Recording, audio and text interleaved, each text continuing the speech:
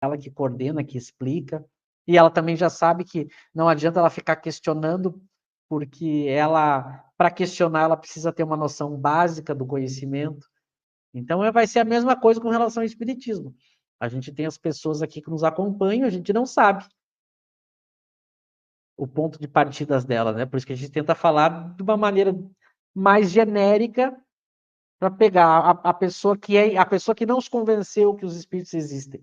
Ela vai precisar de mais teoria, mas aqui ela já vai ter as primeiras noções para ir formando o conhecimento e o entendimento dela, como é que funciona, né? Para que a gente, ao se deparar com o fenômeno, a gente saiba o que está acontecendo ali, o que significa, né? O que significa uma psicografia, como é que eu faço para saber ali se quem está se comunicando é ou não é aquela pessoa, se é uma mensagem boa ou não, como é que eu tenho que agir. A gente vai ter que ir explicando para as pessoas e ela vai ter que ir se instruindo para cada vez mais tirar mais proveito dessa prática, né? Então, ele deixa muito claro aqui, existiam pessoas que queriam ver os fenômenos para se convencer sem nenhuma teoria. Mas aí ela olhava o fenômeno e dizia assim, isso aí é uma farsa. Essa mesa aí se movendo, essa psicografia aí deve ser o médium já sabia antes, ele combinou com alguém. Então, ele começa a colocar vários problemas, o incrédulo, porque ele não entende como o processo funciona. Quando a gente entende como funciona, aí fica racionalmente lógico, possível. Aí vem a aceitação. A aceitação ela é fruto do entendimento do processo. Se a gente entende.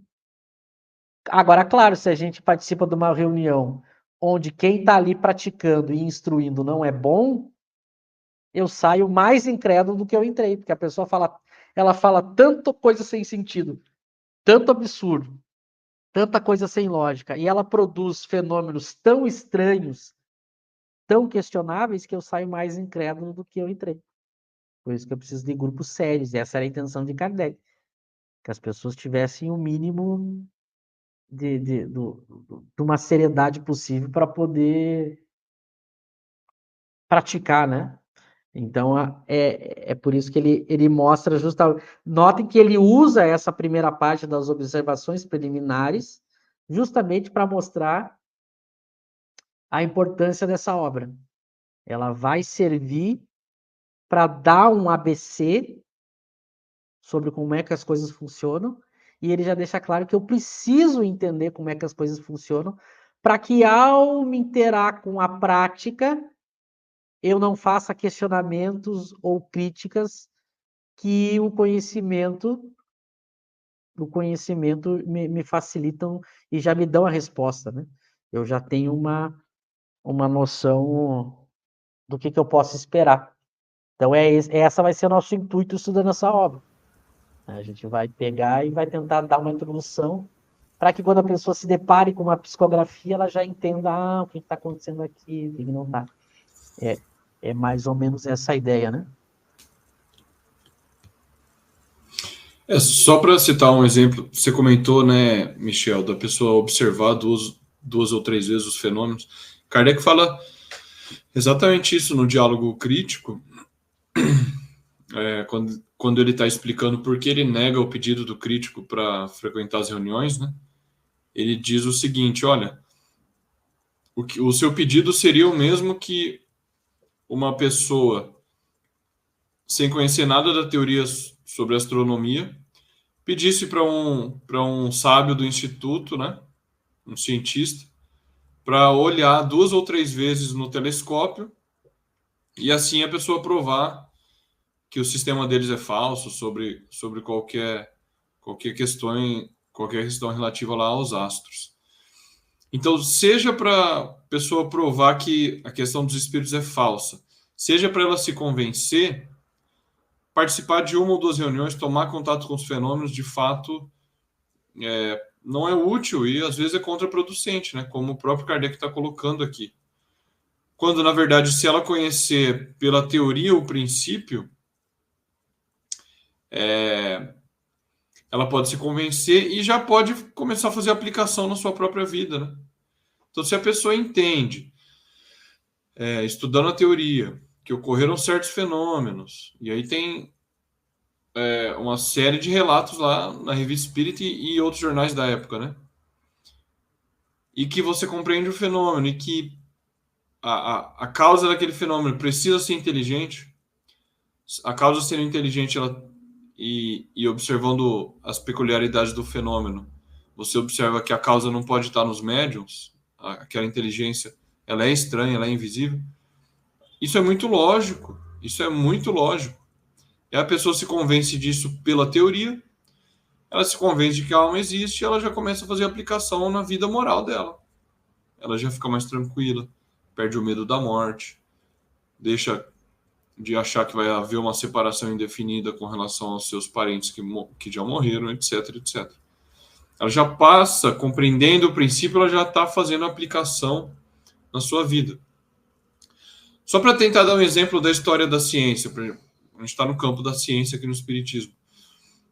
Conta-se aí que, bom, o Galileu, ele constrói um telescópio para observar os astros, né? Mas conta-se que ele nunca, quando ele construiu o próprio telescópio, ele nunca tinha tido contato com um telescópio. Ele nunca tinha visto um na frente dele.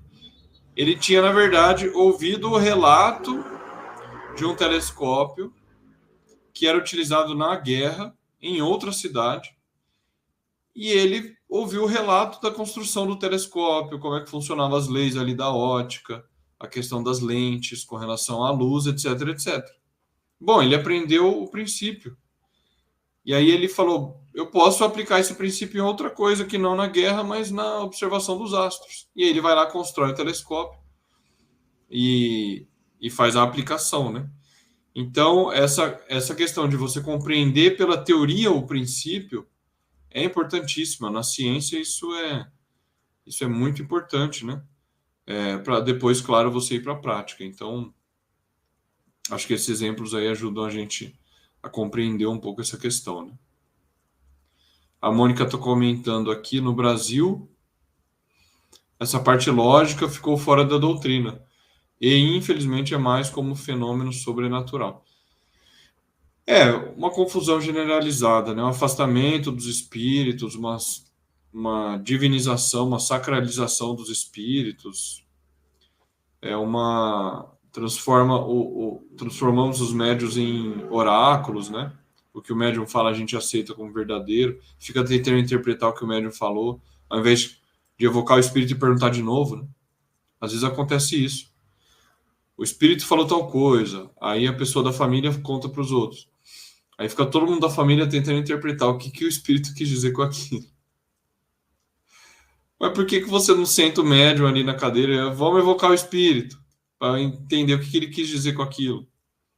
Repete, espírito, o que é? Aí não, né? Fica tentando interpretar como se fosse o oráculo mesmo, aquela coisa do mundo antigo, né? Enfim, todos esses problemas aí do movimento espírita que a gente conhece.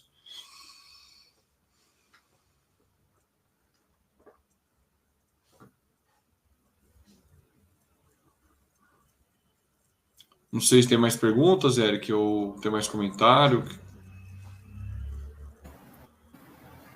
Não tem mais perguntas, foi esse comentário mesmo da Mônica, teve a pergunta do Tiago e da Ana, né? Não sei se a gente passa para o próximo capítulo já ou ainda fica na introdução. Eu acho que a gente poderia ficar nessas considerações iniciais, né? E aí o capítulo dos espíritos a gente começa no próximo estudo. Fica mais racional. E a partir do próximo vai começar por itens, daí é mais fácil, né? Vai começar item 1, 2, vai até o 42. Mas ainda um comentário sobre sobre o que disse a Mônica, né? Que no Brasil a parte lógica ficou de fora. A gente deixou de explicar as coisas no movimento espírita. A grande riqueza da ciência espírita, da filosofia espírita, é a possibilidade da explicação das coisas. Ou seja, fazer com que as pessoas entendam o que está acontecendo, o que aquilo quer dizer. Então, a gente tirou a parte explicativa e ficou fazendo